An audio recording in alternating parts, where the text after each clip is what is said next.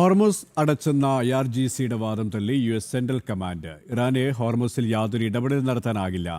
നിയമാനുസൃതം ഹോർമുസ് കടക്കാൻ എല്ലാ കപ്പലുകൾക്കും US സായുധ സേന പിന്തുണ നൽകും. അനാവശ്യമായ ഇറാന്റെ ഇടപെടലുകളെ ശക്തമായി ചെറുക്കുമെന്നും US സെൻട്രൽ കമാൻഡ് അറിയിച്ചു. വിശദാംശങ്ങളുമായി ഇന്റർനാഷണൽ ഡെസ്കിൽ നിന്നും ഐസൻ ജോസ് ചേരുകയാണ്. ഐസൻ, IRGCയുടെ നിലപാടുകളെ തള്ളിയിരിക്കുകയാണ് അമേരിക്ക. എന്താണ് നിലവിലെ സാഹചര്യവും? ഏതാണ്ട് ഉച്ചയോടുകൂടി ട്രംപ് തന്നെ ഒരു മാധ്യമത്തിന് നൽകിയ അഭിമുഖത്തിൽ അല്ലെങ്കിൽ ടെലിഫോൺ അഭിമുഖത്തിൽ വളരെ കൃത്യമായി ഇക്കാര്യം സൂചിപ്പിച്ചിരുന്നു. IRGCയുടെ അവകാശവാദം പൊള്ളയാണെന്ന് സൂചിപ്പിച്ചിരുന്നു. പിന്നീട് മണിക്കൂറുകൾക്ക് ശേഷമാണ് US സെൻട്രൽ കമാൻഡിൻ്റെ ഭാഗത്തു നിന്ന് ഇത് സ്ഥിരീകരിച്ചുകൊണ്ടുള്ള ഔദ്യോഗികമായ അറിയിപ്പുണ്ടായത്.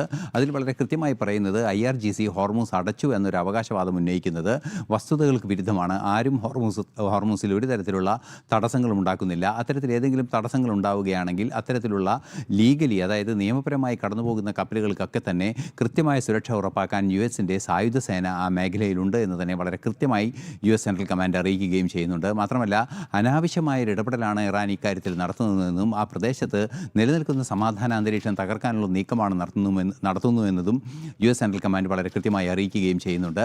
ഏതെങ്കിലും ആവശ്യമുണ്ടെങ്കിൽ, അത്തരത്തിൽ ഏതെങ്കിലും കപ്പലുകൾ കടന്നു പോകേണ്ടതുണ്ടെങ്കിൽ അത്തരം കപ്പലുകൾക്ക് സുരക്ഷിതമായി കടന്നു പോകാനുള്ള സാഹചര്യമുണ്ടെന്നും IRGCയുടെ അവകാശവാദം നേരത്തെ നമുക്കറിയാവുന്നതാണ്.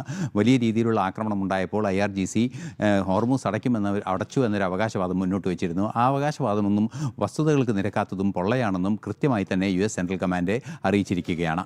സുരേഷ്.